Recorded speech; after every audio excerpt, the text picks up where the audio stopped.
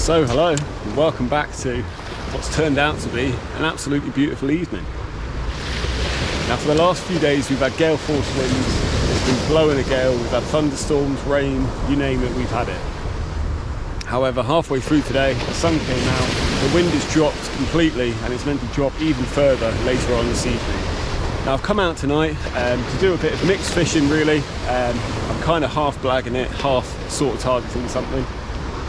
At the moment I've just got one rod out and I'm fishing a pulley pennel rig on that rod. The other rod I'm going to be fishing a running ledger, but I've not baited that up yet. I'm just going to fish the one rod for now. It's still very early in the evening, so as we approach high tide, get a bit closer to high tide, I'll start fishing two rods.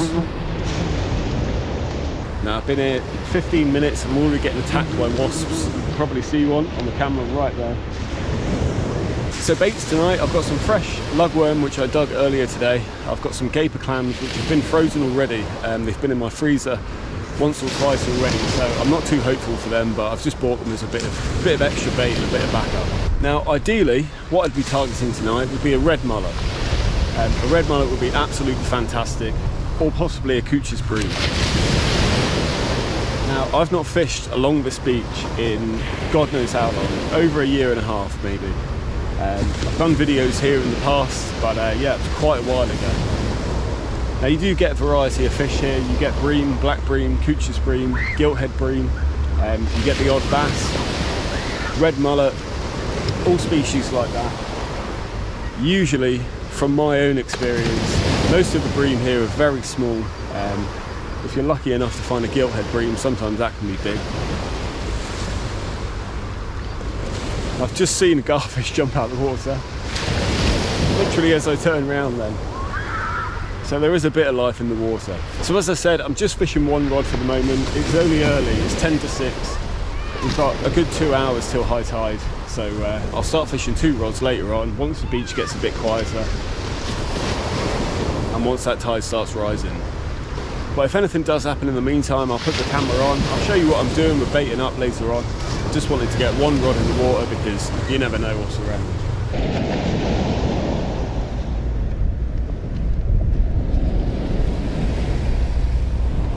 So, what a great start. I've had a bait in the water 8 to 10 minutes.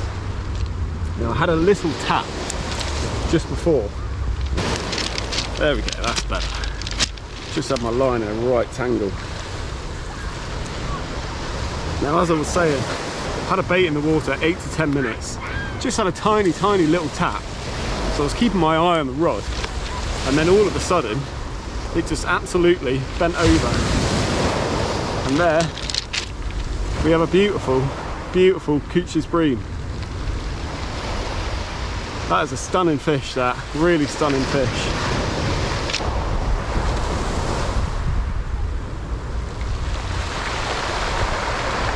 So what an excellent start. So without wanting to waste any more time, just rebaited, put a bait straight back out there. Still on the one rod.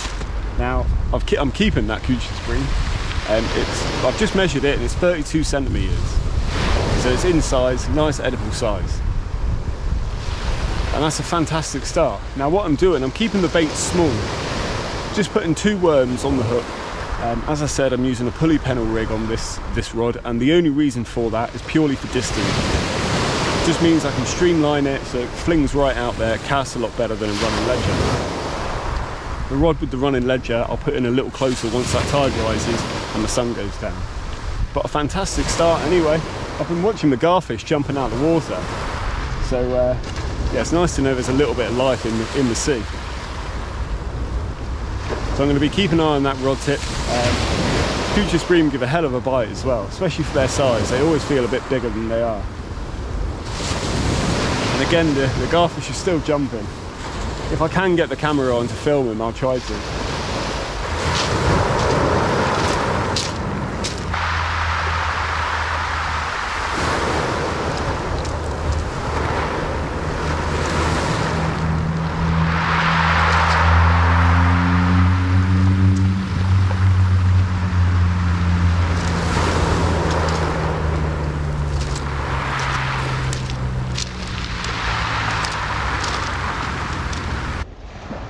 So I've got 2 rods out now. That right hand rod, I've just put a straight gaper clam on there. Now I'm getting the odd hit on it. I'm not too sure what that is, it's hard to tell. Could be a bream, could be a wrasse, possibly. I've put it quite close to the rocks over there, closer to the rougher ground. With it being daylight, you can still see a wrasse come out.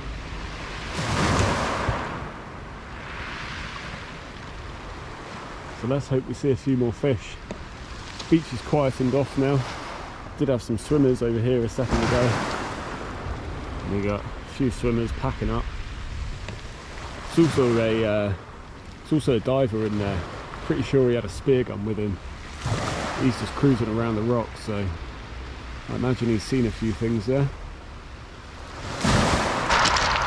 So I've been having something hit this gaper clam for the last 10 minutes. Just tried to strike into it, but struck too early and I missed it.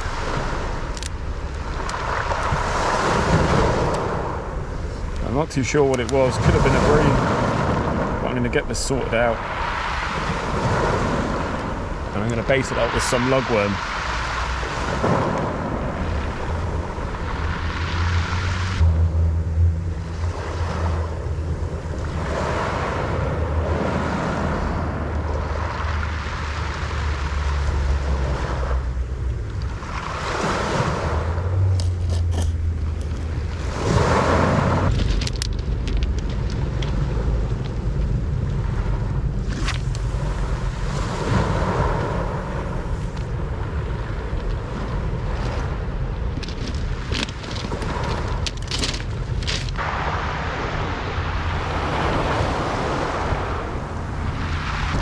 So that's both rods back out.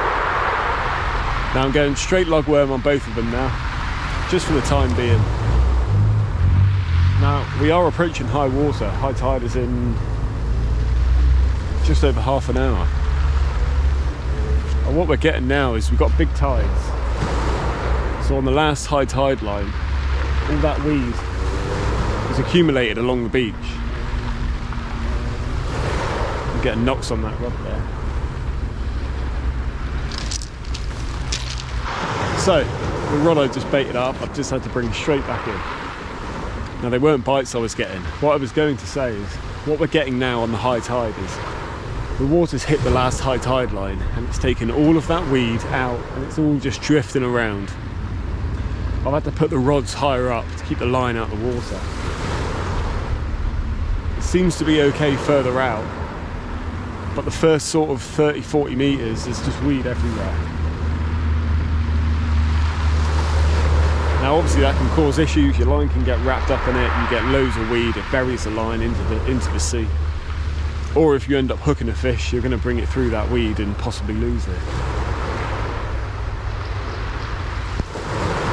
But I'm hoping we're going to see a few more bites and hopefully a few more fish.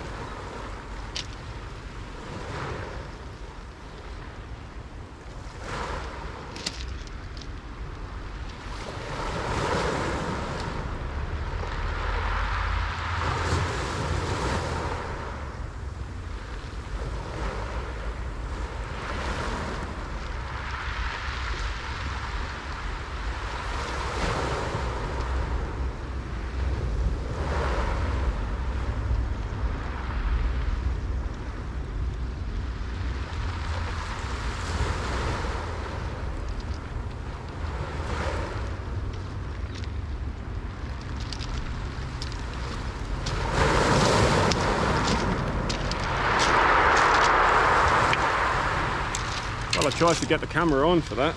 That's the bait that's just been out a couple of minutes. And like I was saying about the Cooch's Bream, you can see there, that is a tiny fish.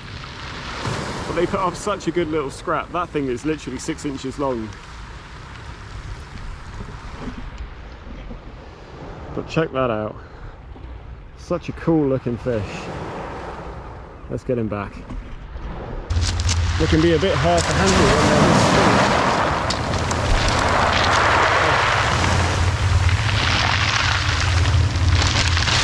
big. Big wave.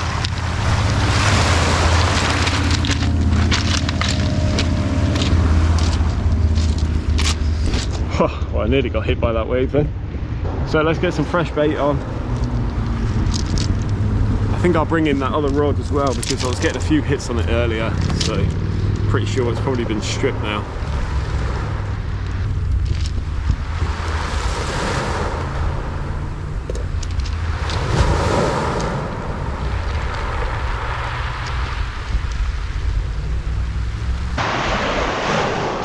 So that there is what I'm competing with now. That bait is literally been out there 2 minutes. I've had to wind it in.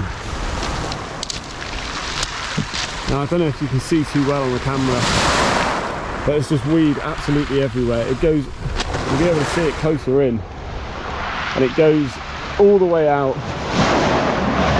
right into the spot where your line meets the water. So I might actually have to stop fishing for a little bit. So high tide has really peed on my parade. Now I've had an utter nightmare with weed. So I bought both rods in, and then I just thought to myself, actually, I'm going to bait one of the rods up, I'm going to fire it as close to those rocks as I can get it. Now, that's the only patch where there's not much weed there. Now, I put some gaper clam onto the running ledger rig, fired it out there as close to I could get it, and as I was just setting the drag on the reel, bang, hit straight away. This time, got ourselves a black bream. So lovely looking fish that. Probably a little bit too small, so I'm actually going to put this one back. Such cool looking fish. Hopefully it goes back all right. Whoa! And he started off. Now that bream would have actually been in size to keep. I think the black bream minimum size in Guernsey is 23 centimetres. So it would have been in size, that one, but it's just a little too small. Now like I said, that bait honestly hit the water, and as I was setting the drag on the reel, I felt bang, bang, bang, straight away. So I lifted into it and fish on. Now what I was thinking is, I don't want to waste my lugworm. It takes effort to dig it. It's probably the better bait out of this double frozen gaper clam. So whilst all that weed is in the water and floating about, what I have here are some wraps of gaper clam. You can probably see that better there. So I thought I'm just going to chop those out. If that ends up getting wrapped up in weed, I'm not as fussed about it as the lugworm. So all I'm doing is threading it onto the hook just once. Go through it once, come back, go through it again. I'm not adding any more bait elastic. And then I just get the pennel hook here. 1, 2, 3. Pop that through the top. Pull that line down tight, put the bait stopper down. And that there is your bait.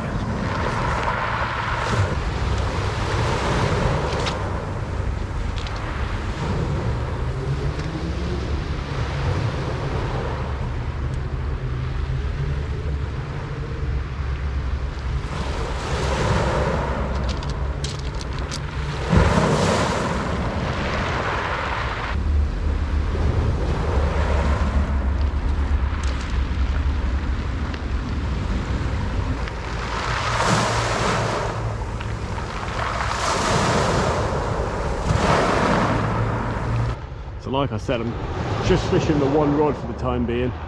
So what I've done, lifted up the rest here, so I've got it a lot higher out of the water, because that weed is still an issue. And you can see with the waves coming in, really causing a few problems.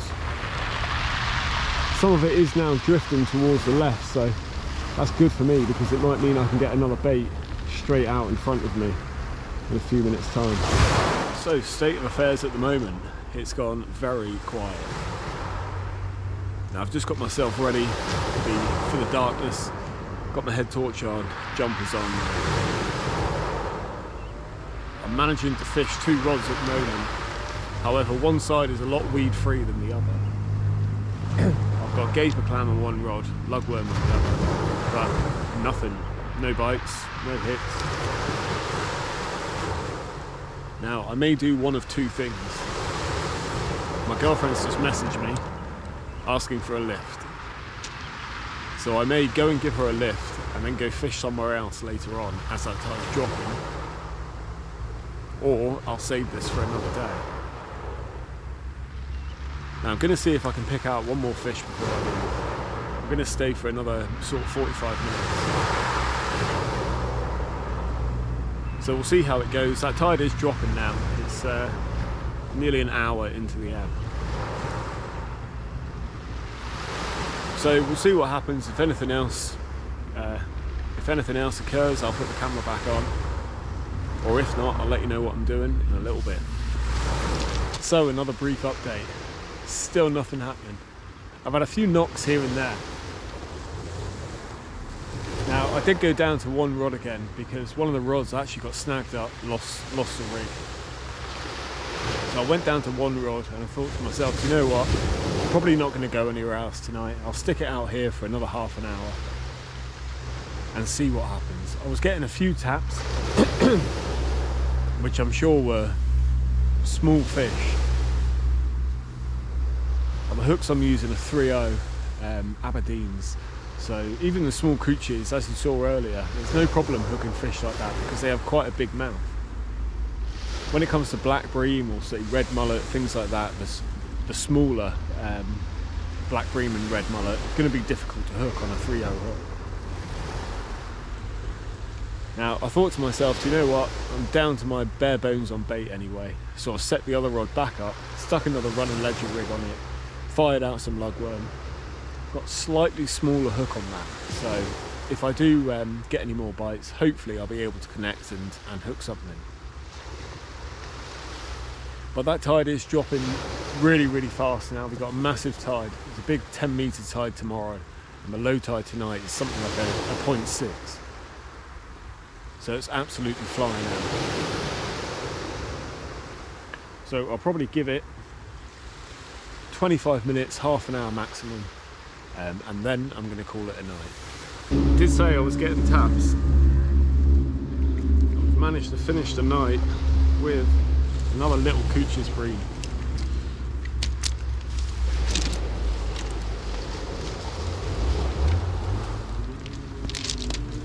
Just like I was saying about the smaller hooks, that was on the rig I've just thrown out on the smaller hooks. Only a little miniature one again. If I can get hold of him.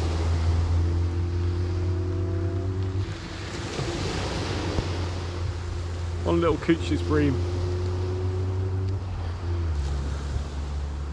So another small bream to finish the night.